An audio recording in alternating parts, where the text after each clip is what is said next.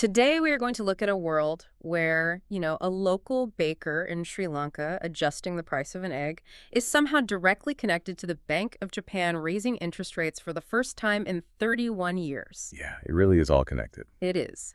Welcome to this exclusive deep dive brought to you by RTV Global Network. Today is July 20th, 2026. I'm Sarah, and joining me to make sense of this incredibly complex global web is David. Glad to be here.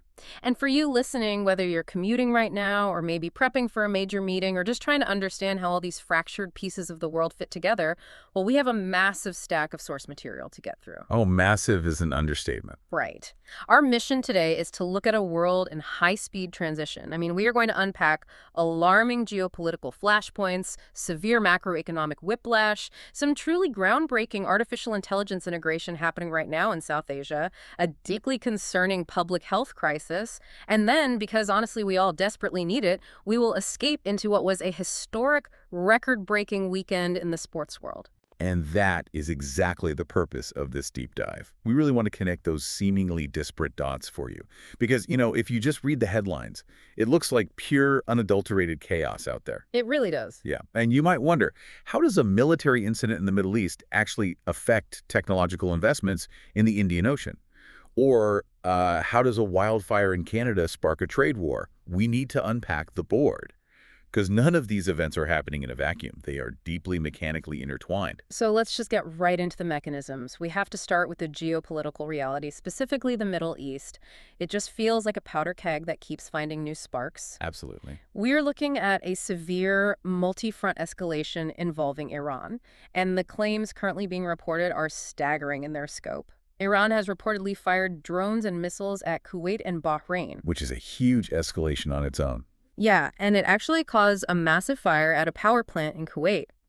Plus, they've claimed to have stopped 2 ships in the Strait of Hormuz. And simultaneously, the United States is reporting that 2 of its military personnel were killed, and 1 is actually missing, following an Iranian attack in Jordan. Right, which is just a tragic and highly volatile situation. It is. And before we go a single step further, I want to be explicitly clear with you, the listener. We are looking at developing military claims coming from both Washington and Tehran.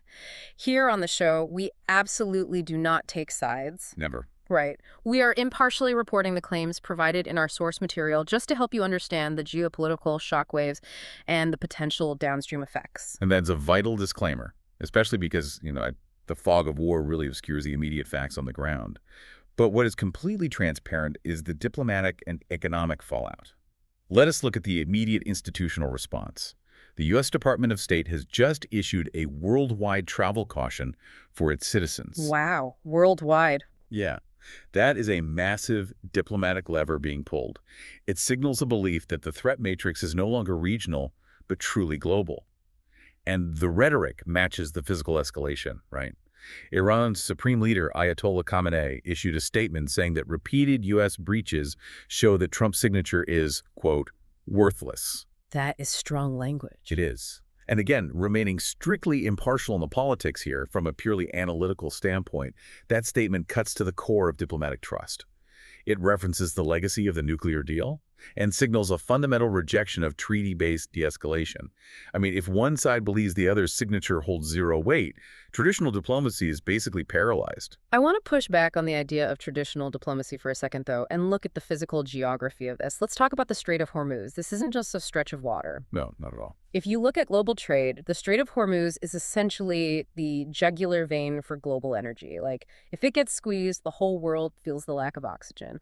What is the actual mechanical economic impact of 2 ships being stopped there? Well, it is an instant mathematical chain reaction. When 2 ships are stopped by a state actor in that specific choke point, it isn't merely a localized military incident. It is a global market event. Right. The very first thing that happens is a panic signal is sent directly to the maritime insurance markets in London. When the risk of a vessel being seized or destroyed increases, the insurance premiums for literally any ship entering the Persian Gulf skyrocket overnight. How much are we talking about? We are talking about millions of dollars in added costs per single voyage. And that cost is immediately passed on to the shipping companies. Then the shipping companies pass it on to the energy companies. And the energy companies pass it right on to you, the consumer, at the petrol pump or in your monthly electricity bill. It just trickles all the way down. Exactly. The mechanism is pure cause and effect. A military action in the Strait equals instant, inescapable inflation for every energy-dependent nation on Earth. So the geopolitical tension is essentially a tax on global movement. And it is not just the Middle East where the map is flashing red right now. If we look at the global instability ripples, it feels like we are seeing a synchronized fracturing. It really does. In Eastern Europe, our sources report that Russia has launched a major ballistic missile attack on the Ukrainian capital, Kyiv. That resulted in 1 dead and 10 wounded. Which is just awful. Yeah, and then you pivot to North America, and it is a totally different yet equally disruptive kind of tension. Former U.S. President Trump is threatening new tariffs on Canada. And the reason cited is that wildfires in Canada are sending what he called filthy air into U.S. cities. Which, by the way, is a profound shift in how trade wars are initiated. Right, because usually it's about goods. Exactly. Historically, tariffs are used to protect domestic industries from cheap foreign labor or state-subsidized goods. Huh. What we're seeing here is the weaponization of environmental externalities. What? You have a natural disaster, like wildfire smoke, which obviously does not respect national borders, being utilized as the actual justification for economic penalties. It is a fascinating, if really concerning precedent, where environmental phenomena become the new proxy for trade disputes. It's incredible. And speaking of natural phenomena, eastern Turkey was just hit by a 5.0 magnitude earthquake. It almost feels like the physical earth is mimicking the diplomatic instability. It's a dark time. Yeah. But returning to the diplomatic side, here's an item from the sources that is frankly surreal. In the United States, New York City Mayor Zohran Mamdani is actually considering arresting Israeli Prime Minister Benjamin Netanyahu during a daily visit. That is wild. It is. And once again, I must state clearly, we are impartially reporting this claim from the sources. We take no side on the local U.S. politics, nor do we take a side on the broader Israeli-Palestinian conflict. But looking strictly at the mechanics of diplomacy, the idea of a municipal city mayor exploring the arrest of a visiting foreign head of state, I mean, that completely short-circuits the traditional rules of international relations, doesn't it? Oh, it absolutely does. It highlights a deep, deep fracturing in statecraft.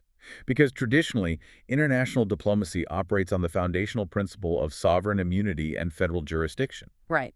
The national government handles it. Precisely. The federal government handles foreign heads of state. They are granted specific diplomatic protocols and protections. So for a local municipal leader to attempt to bypass that federal framework and apply local or international legal interpretations directly against a sovereign leader on a city level, I mean, it suggests that the centralized architecture of foreign policy is breaking down. It's like everyone is running their own foreign policy. Yeah, it's a total decentralization of geopolitical action where local politicians are attempting to wield federal-level diplomatic power. So we have a breakdown in diplomatic norms in New York, a weaponization of climate in North America, and a military chokehold on energy in the Middle East. It begs the question, are we just witnessing the chaotic unwinding of the post-World War II order, or is there a structural economic shift happening underneath all of this? Well, there definitely is an economic shift. Right, because that brings us to the macroeconomic shockwaves, starting with Japan. Our sources note that the Bank of Japan has just raised its main interest rate to 1%. Now, to the average person listening, 1% sounds incredibly low. It basically sounds like a rounding error. Yeah, a mortgage at 1% would be a dream. Exactly. But the sources highlight this is actually a 31-year high for them. Why does this matter so much to the rest of the world? It matters because of a massive financial mechanism called the carry trade. The carry trade, okay. Right. To understand this, we have to look at Japan's role in the global economy over the last 3 decades. Following their economic crash in the early 90s, the famous lost decade, the Bank of Japan effectively dropped interest rates to 0.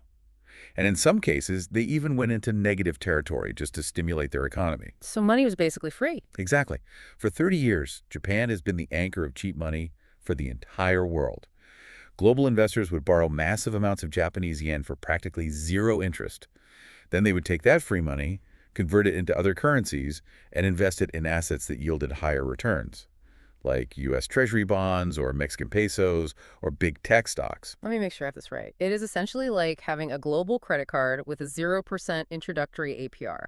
You take out a cash advance for free and put it in a high-yield savings account, and you just pocket the difference. That is the perfect analogy. And institutional investors have done this to the tune of trillions of dollars. Trillions. But now that 0% APR promotional period just abruptly ended. Yeah. By raising the rate to 1%, which again is the highest since 1995, the Bank of Japan is making all that borrowed money suddenly more expensive to hold. So the investors have to react. Right. What happens next is a massive, violent unwinding. Investors realize their profit margins are shrinking rapidly, so they aggressively sell off their global assets to pay back the yen they borrowed. This causes money to flood back into Japan, which literally drains liquidity from the rest of the world. Wow. It essentially makes borrowing money more expensive everywhere, tightening the global financial system precisely when countries need capital the most. And what makes this even more precarious is that while the Bank of Japan is tightening global liquidity, the traditional engine of global growth is sputtering. Our sources note that experts are warning of severe problems for Beijing as the Chinese economy slows down. And that is the other shoe dropping. Right. For the last 20 years, if the global economy was faltering, we basically relied on China's massive infrastructure spending and manufacturing output to drag us out of the mud. Exactly. A slowing China is a massive deflationary force. It means they are demanding fewer raw materials. They need less copper from South America, less iron ore from Australia, less oil from Africa. That depresses global commodity prices. So you have this crazy collision of macroeconomic forces. The Middle East conflict is pushing energy inflation up, Japan's rate hike is tightening global borrowing, and China's slowdown is pulling global demand down. It's completely contradictory. It is a recipe for extreme economic whiplash. And this is exactly why we see nations scrambling to build bilateral lifeboats. The sources highlight that the Comprehensive Economic and Trade Agreement, or CETA, between India and the UK has just come into Let's force. thought that makes sense. Yeah, when the multilateral system like the World Trade Organization or just the broad global supply chains, when they feel unreliable, nations try to lock in direct one-on-one trade pacts just to ensure baseline stability for their own people. Okay, so we've mapped out the global storm. We have energy inflation, diplomatic fracturing, a massive liquidity drain from Japan, and a huge demand drop from China. I want to bring this focus home for you, the listener. How does a developing nation, or any nation currently in a recovery phase, navigate this exact turbulence? It is incredibly difficult. Our stack of sources today provides a really fascinating case study in Sri Lanka. It is a perfect microcosm of a country dealing with these massive global macro forces while trying to stabilize its domestic microeconomy. It is the ultimate tightrope walk, really.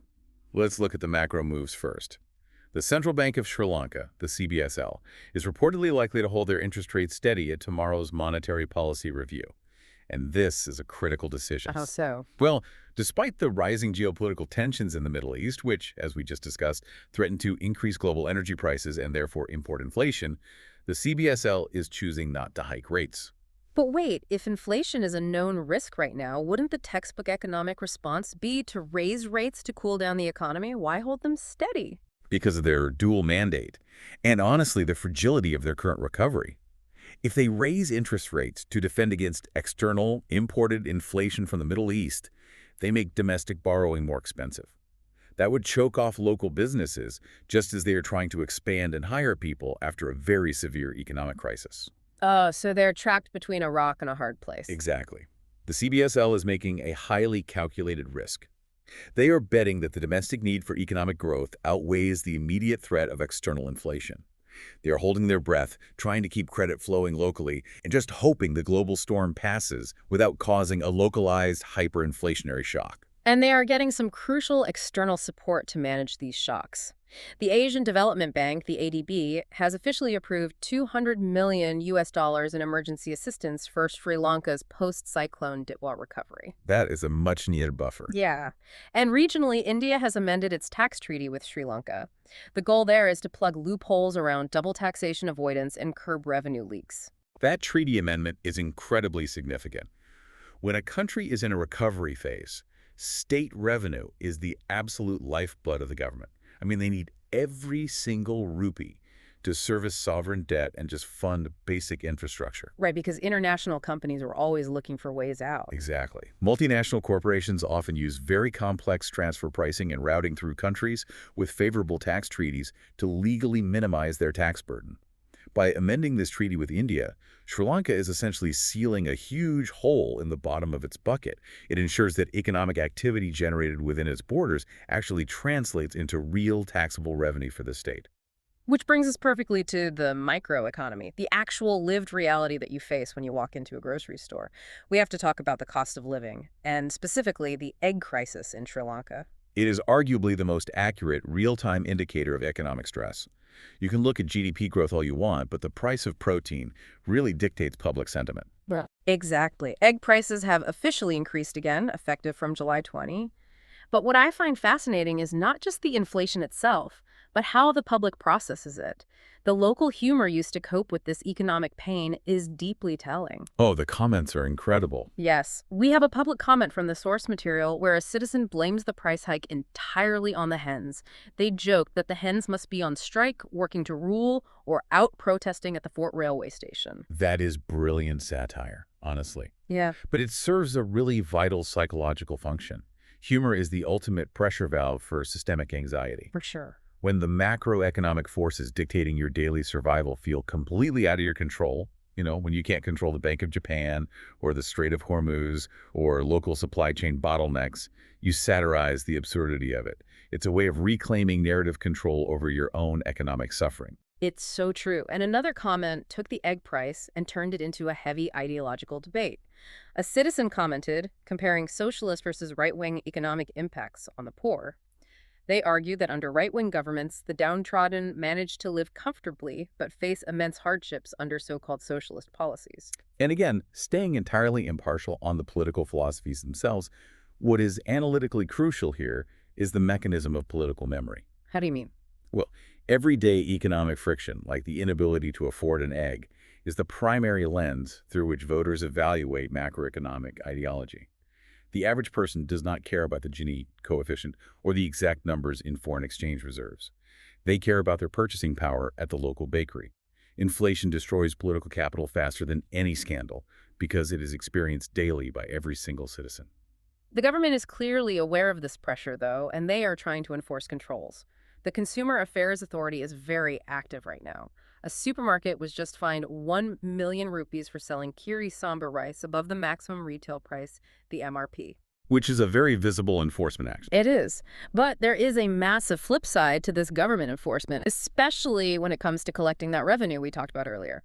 The Inland Revenue Department, the IRD, is currently threatening criminal prosecution for individuals and entities who deliberately evade their tax obligations. Which, on paper, is pretty standard statecraft. Yeah. You have to broaden the tax base and enforce compliance to fund the recovery. I agree with the theory completely, but I have to push back hard on the execution here on behalf of everyone who has ever interacted with digital bureaucracy. Uh-oh. Let me guess. Tech issues. Oh, major. Our sources highlight a highly relatable public comment about this specific IRD crackdown. A taxpayer pointed out a staggering flaw in the IRD's own online portal. When you log in, your bank details from the previous year are pre-populated. But if you need to change them, say you switched banks, there is no simple edit button. Wait, there's no edit button. No, you literally have to manually delete every single pre-populated entry one by one and re-enter everything from scratch. Oh, that sounds miserable. It is. And the commenter essentially asks, how can a state demand flawless, immediate compliance under the threat of criminal prosecution when their own digital infrastructure is this frustratingly incompetent? It is a profound juxtaposition, and it strikes at the heart of what economists call state capacity. Yeah. If a government wants to transition to a modern, high-compliance tax environment, the path of least resistance for the citizen must be absolutely seamless. Exactly. Make it easy for me to pay you. Right. If your digital infrastructure is a maze, you are no longer just punishing malicious tax evaders. You are actively exhausting and alienating the willing participants. You are literally taxing their time and patience before you even touch their income.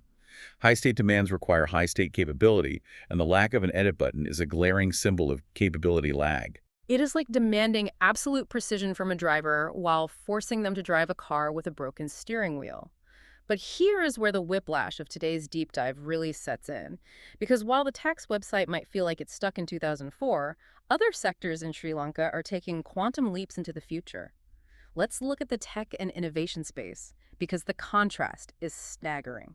This is the dual reality of an economy in rapid transition. The legacy systems decay, while the frontier systems accelerate. Look at the finance sector. According to our sources, Sri Lanka is currently deploying an AI-driven horizontal lending rail aimed at democratizing credit access. At the exact same time, financial regulators are publicly slamming the commercial banks for their archaic, collateral-based lending practices. We really need to define exactly how revolutionary this is for the listener. Let us look at the mechanics of traditional collateral lending. Okay, let's break it down. Historically, if you want a loan to start or expand a business, a bank looks backward at what you already own. Do you have a house? Do you have prime land? Do you own a fleet of vehicles? They take that physical asset, that collateral, as a guarantee. If you default, they seize the asset. Right. The problem with this model is that it is a closed loop for the already wealthy.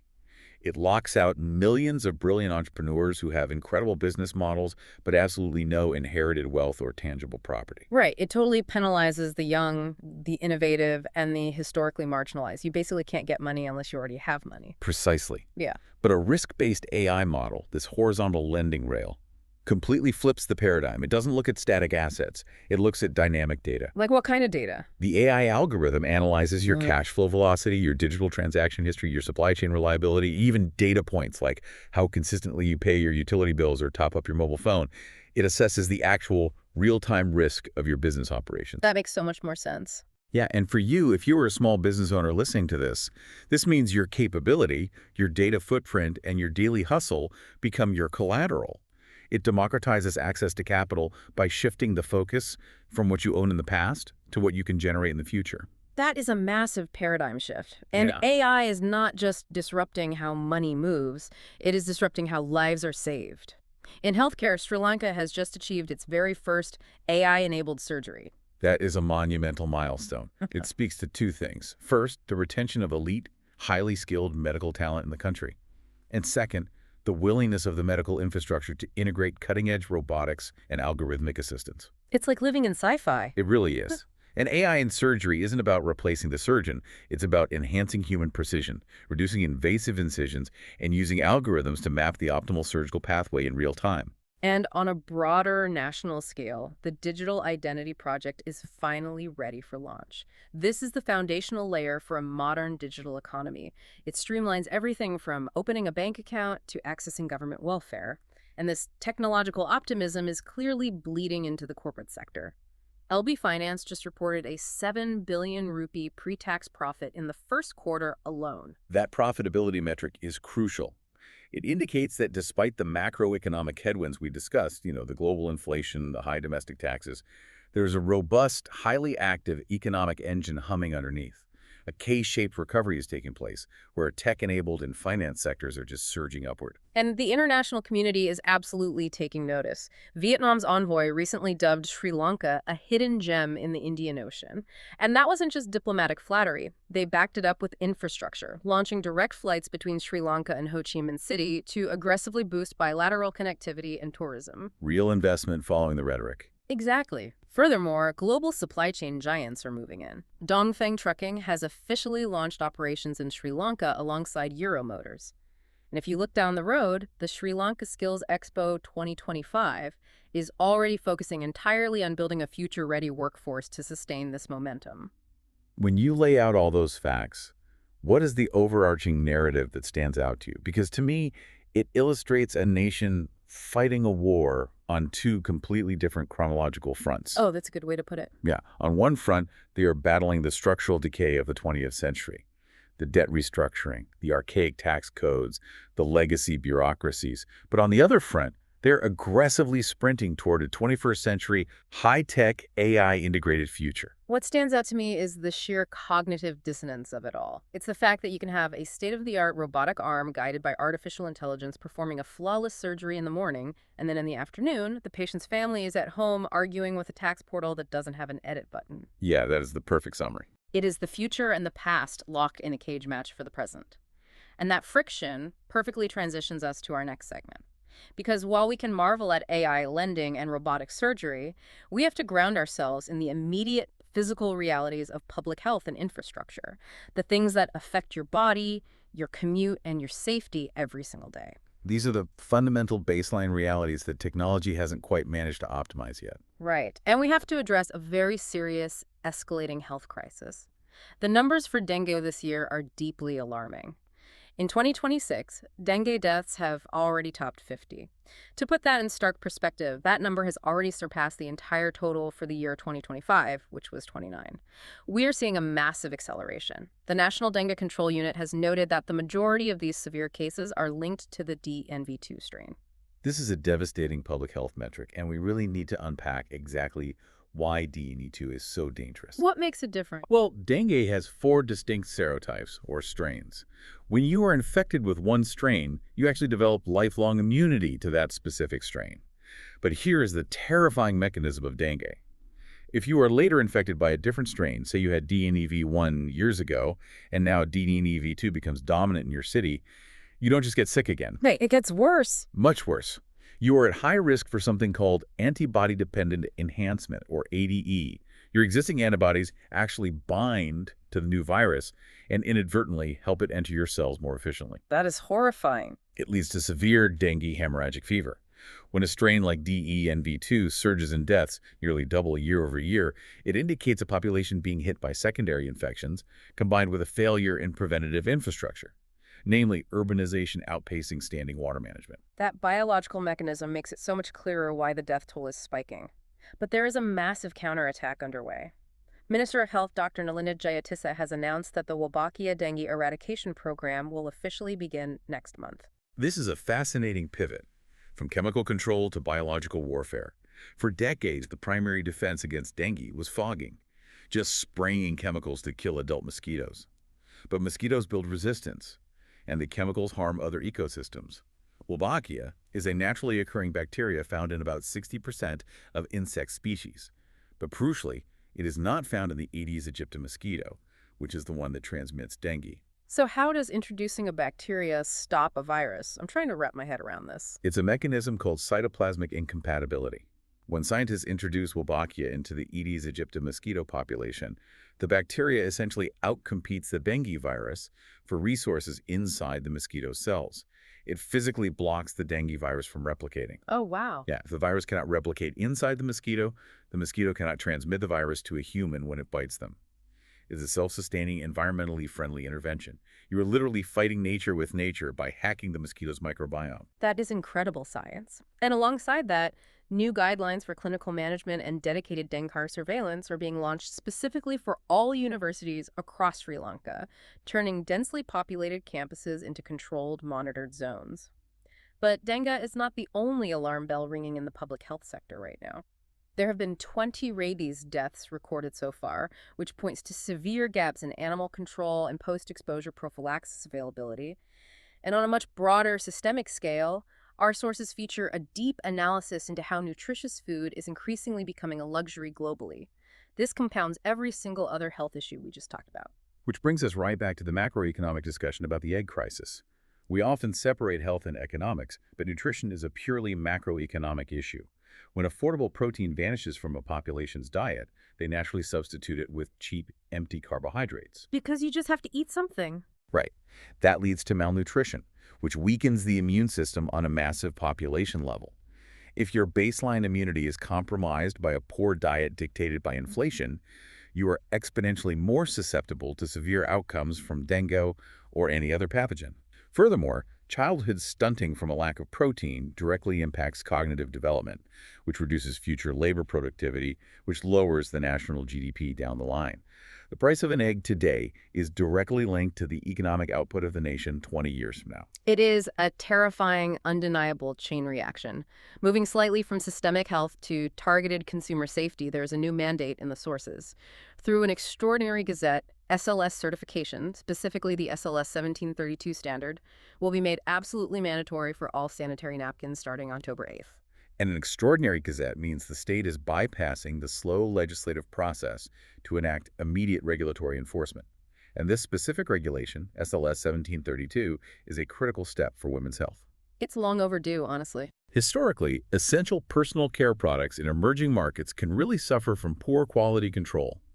Using non-sterile materials, failing to meet absorbency standards, or utilizing unsafe superabsorbent polymers and chemical dyes that can cause severe dermatological and gynecological issues.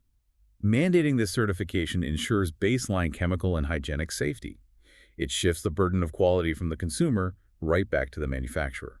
Shifting from the health of the physical body to the health of the physical environment and infrastructure. On the education front, the government is planning a massive, rapid expansion. 50 vocational universities are to be established in the next 2 years. And this ties directly back to that Skills Expo 2025 and the AI advancements we discussed earlier. Yeah. Why vocational universities? Because the traditional four-year academic university model is just failing to meet the demands of the modern labor market. People are graduating and can't find jobs. Exactly. We are seeing a massive mismatch where thousands of students graduate with theoretical degrees but lack the applied technical skills required by foreign investors and modern industries. Vocational universities bypass the theoretical bloat. They focus on advanced manufacturing, coding, robotics maintenance, sustainable agriculture tech. If Sri Lanka wants to attract the dongfengs of the world, they cannot just offer them philosophers. They need a workforce trained to operate the tools of tomorrow. And speaking of tomorrow, there are some localized green initiatives taking root. The sacred city of Kataragama has been designated to become a polythene-free sacred zone by the year 2030. A vital move for environmental preservation. High-traffic pilgrimage sites often become epicenters for plastic pollution, as millions of visitors leave behind single-use plastics that eventually degrade into microplastics, and that poisons local water tables and wildlife. Mandating a polythene-free zone forces the local vendor economy to adapt to sustainable packaging. And for everyday infrastructure safety, vehicle condition checks are going to be made mandatory for public transport buses by the end of September. The National Council for Road Safety is stepping up enforcement to curb the preventable mechanical failures that lead to highway tragedies. But we need to turn a corner here and look at the society roundup, specifically the realm of crime and justice, because the news stack today in this category is incredibly heavy and it paints a specific picture. It paints a picture of a society under immense compounding stress. Let's walk through the mechanics of it. We have to start with a high-profile, shocking tragedy. The suspected suicide of former Inspector General of Police C.D. Wickramarani, who died from a gunshot wound. The police have announced his final rites will be held with full police honors. It's a somber, devastating moment that has shocked the nation's law enforcement community to its core. When a figure of that absolute magnitude, the former head of the entire police force, a man who represented the apex of institutional authority, passes in such a tragic and violent manner, it sends a profound psychological shockwave through the institution. It highlights that no one, regardless of rank or history, is immune to the pressures that drive such tragedies. It forces an institution to grapple with its own internal mental health realities. Then we have a string of arrests that highlight the spectrum of fraud. Former UNP municipal councillor Renuka Damayanti has been arrested over a staggering 160 million rupee fraud. We often focus on violent street crime, but white-collar crime at the municipal level, stealing 160 million rupees of public or entrusted funds, erodes the foundation of public trust much faster. It creates a cynicism in the populace that if the leaders are pillaging the system, why should the average citizen follow the rules? And on the international stage, controversial influencers Andrew and Tristan Tate have been arrested in the U.S. following additional charges laid against them in the U.K. This just shows the long reach of cross-border extradition treaties and international warrants. But back in Sri Lanka, the localized violence is alarming and it feels chaotic. Let's look at the incidents. A cemetery guard was injured in a shooting at the Dehewala Mount Lavinia Public Cemetery. In Piliandala, police had to open fire on a vehicle during an attempted assault on officers, and in a devastating, completely preventable accident in Harana, 2 youths were killed when their motorcycle collided with a heavy sand-transporting tipper truck. I want to group these together under what we might call the economics of desperation and institutional fracture. Look at the pattern. You have gun violence in a cemetery, brazen assaults on armed police officers, and reckless industrial driving resulting in fatalities. When macroeconomic pressure is high, when inflation is crushing, when taxes are rising, when people feel cornered, the friction in daily life intensifies. Social inhibitions lower. The breakdown of social bonds manifests in these hyper-localized, tragic outbursts of violence and negligence. It is the downstream effect of a society stretched too thin. And then, amidst the profound tragedy and the million rupee fraud, you have incidents of completely bizarre institutional decay. A police constable has literally been interdicted for allegedly sitting on a women police constable's lap while on duty. It sounds absurd, almost comical, but it is a stark indicator of disciplinary breakdown. When you are trying to enforce the law in a high-stress environment, the internal propriety and professional conduct of state institutions must be unassailable. Incidents like this shatter the illusion of authority. Finally, in a deeply complex international dispute, a British mother has been accused of abducting her own sons from an American father in a cross-border custody battle. It's a reminder of how deeply personal domestic conflicts can instantly trigger the mechanics of international law, invoking things like the Hague Convention and turning family trauma into a geopolitical legal nightmare. Okay, I need you, the listener, to take a deep breath with me. We have covered drone strikes, the draining of global liquidity, failing tax portals, biological warfare against mosquitoes, and a sobering wave of societal fracture. It is time to escape. I think we have definitely earned a pivot. We need to look at an arena where human struggle results in measurable triumph. Exactly. Let's escape into the world of sports, because this weekend was nothing short of historic. It was a record-breaking weekend across multiple disciplines, and the narratives were incredible. Let's start with a beautiful game, the FIFA World Cup 2026. The absolute culmination of a 39-day global spectacle that commanded the attention of billions. And what a finale it delivered. Spain has been crowned world champions for the second time in their history. They defeated the defending champions Argentina 1-0, and it was a grind that went all the way deep into extra time. It was a tactical chess match played at the absolute highest physical limit. The defining mechanism of the game really comes down to structural endurance. For 90 minutes, Argentina operated a phenomenal low block, just absorbing Spain's possession-heavy tiki-taka style. But they couldn't hold out forever. No. In extra time, the dam broke.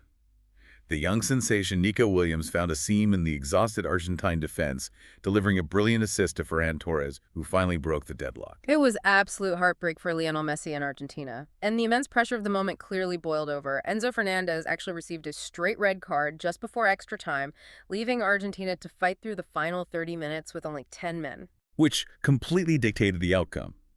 When you are defending against a team like Spain that dominates ball possession, losing a man alters the entire game state. The remaining 10 men have to cover exponentially more grass to close down the passing lanes. The physical load becomes completely unsustainable, and Spain ruthlessly exploited the numerical advantage to stretch the defense past its breaking point, creating the space for Torres' goal. But the drama of this World Cup wasn't confined to the pitch. The logistics and the geopolitics were wild. Spain's final tactical training session in New York had to be completely canceled due to severe thunderstorms. Which is an absolute nightmare for athletic periodization. When athletes peak for a World Cup final, their physical load and tactical walkthroughs are scheduled down to the minute. Having a storm wipe out your final preparation forces the team to rely purely on mental resilience. And the geopolitics managed to sneak into the tournament as well. The U.S. White House actually had to release a formal statement defending the Argentina team after massive controversy erupted over a Falklands banner displayed by fans. Because sports and politics are never truly separate. The World Cup is the ultimate proxy for national identity. A flag or a banner in a stadium is immediately broadcast to a billion people, turning a sporting event into a geopolitical broadcast platform. But despite the politics, the sheer unifying passion of the fans is what I love the most. Look at Kerala, India. The local government literally declared an official school holiday for students just so they could stay up late, watch the final, and recover the next day. That is the cultural, undeniable power of this tournament. It is cultural globalization in its purest form. And on an individual level, we saw history cemented. Kylian Mbappe became the first player ever to win the Golden Boot twice. Even though France did not make the final, his mechanical efficiency in front of goal, his analytics, his shot conversion rate, it is cementing him as the definitive generational legend of this era. And speaking of France, we have to talk about the bronze medal match. England took bronze by beating France 6-4 in Miami, powered by a phenomenal Bukayo Saka hat-trick. I have to ask you, David, to explain the mechanics here. A 6-4 football match at the international level. How does that even happen? Has modern football entirely abandoned defensive strategy in favor of pure attacking chaos? It certainly looked like chaos, but there is a psychological and tactical explanation for it. Okay, lay it on me. The bronze medal match is a unique anomaly in tournament football. The crushing, paralyzing pressure of the final is gone. The fear of making the mistake vanishes. Tactically, teams abandon the rigid defensive low blocks and double pivots they used in the knockouts. The defensive structures collapse not out of incompetence, but out of liberation. Both teams commit their fullbacks high up the pitch, leaving massive spaces in transition. It becomes a track meet. Bukayo Saka capitalizing with a hat-trick is a testament to what happens when elite attackers are given the space to operate without a rigid defensive cage around them. It was absolutely thrilling for the neutrals, that's for sure.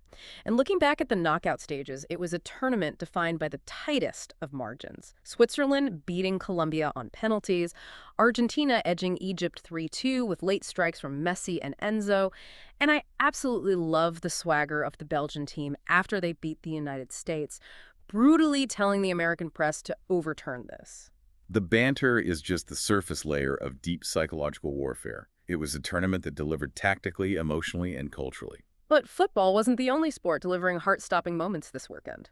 Let's pivot to cricket, where we experienced a weekend of extreme highs and profound lows. First, the thrill. England held off India to seal their ODI series by 27 runs, and they did it in a mammoth 747-run thriller at Lord's. 747 runs in a single one-day international. To achieve that, you need a perfect storm. A pitch that is an absolute highway offering zero assistance to the bowlers, the evolution of modern bat technology with massive sweet spots, and a complete disregard for traditional risk management by the batsman. Ben Duckett was the hero for England, hitting a record 141.